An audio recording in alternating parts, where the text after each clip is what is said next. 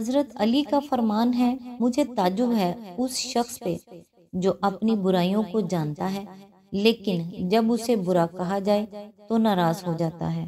Number 2، جب کسی شخص کی عقل کامل ہو جاتی ہے تو اس کی گفتگو میں کمی آ جاتی ہے۔ نمبر 3، اس سوچ کے ساتھ زندگی میں آگے بڑھو کہ اللہ نے یقیناً بہترین ہی سوچا ہوگا۔ نمبر 4، کچھ رشتے اللہ خود ختم کر دیتا ہے تاکہ ہماری زندگی خراب نہ ہو سکے، بے شک وہ جو کرتا ہے بہتر کرتا ہے۔ بسم اللہ الرحمن الرحیم۔ السلام علیکم۔ آج انشاءاللہ سورہ بنی اسرائیل کی آیت نمبر 105 سے سٹارٹ کریں گے۔ اس کا ترجمہ اور تفسیر تفہیم القرآن سے بیان کروں گی جو اہل سنت جماعت کے لیے ہے۔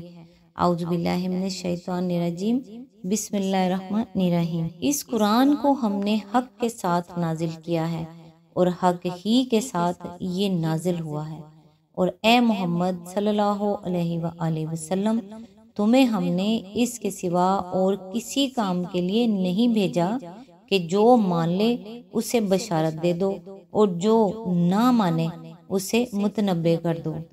اس کی تفسیر ہے، یعنی تمہارے ذمے یہ کام نہیں کیا گیا ہے کہ جو لوگ قرآن کی تعلیمات کو جانچ کر حق اور باطل کا فیصلہ کرنے کے لیے تیار نہیں ہیں، ان کو تم چشمے نکال کر اور باغ اگا کر اور آسمان پھاڑ کر کسی نہ کسی طرح مومن بنانے کی کوشش کرو، بلکہ تمہارا کام صرف یہ ہے کہ لوگوں کے سامنے حق بات پیش کر دو اور پھر انہیں صاف صاف بتا دو کہ جو اسے مانے گا وہ اپنا ہی بھلا کرے گا اور جو نہ مانے گا وہ برا انجام دیکھے گا۔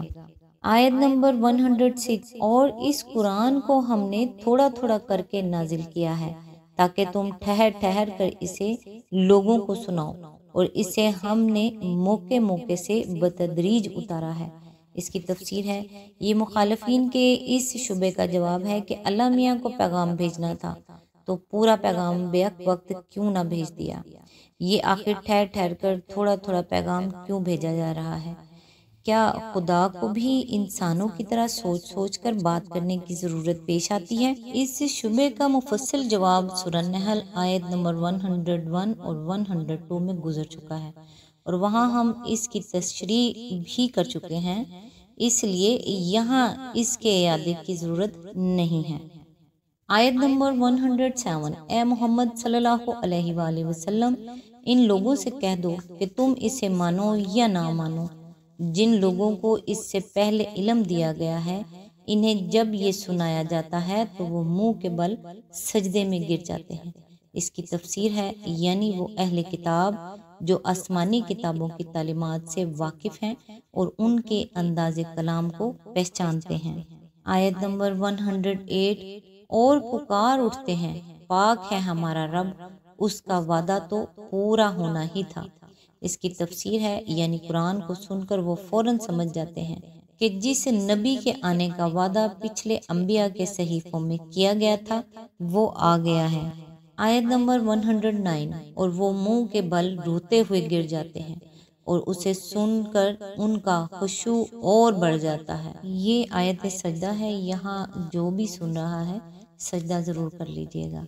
اچھا، اس کی تفسیر ہے، صالحین اہل کتاب کے اس رویے کا ذکر قرآن مجید میں متعدد مقامات پر کیا گیا ہے، مثلاً آل عمران آیت نمبر 113 to 115 اور 199، اور المائدہ آیت نمبر 82 تا 85۔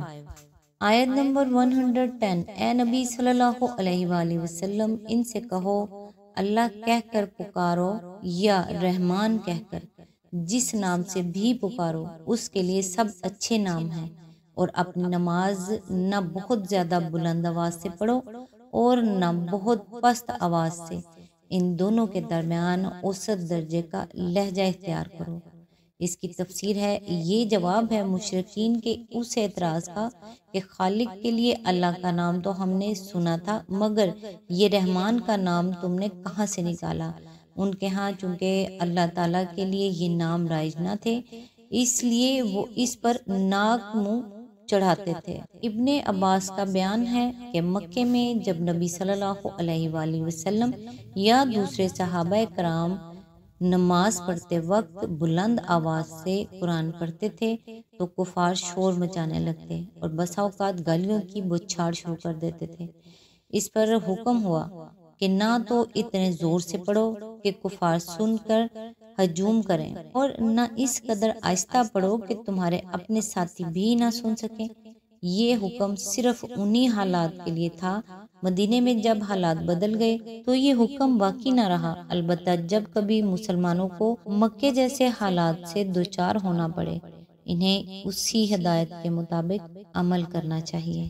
آیت نمبر 111 اور کہو تعریف ہے اس خدا کے لیے جس نے نہ کسی کو بیٹا بنایا نہ کوئی بادشاہی میں اس کا شریک ہے اور نہ وہ عاجز ہے کہ کوئی اس کا پشتیبان ہو، اور اس کی بڑائی بیان کرو، کمال درجے کی بڑائی۔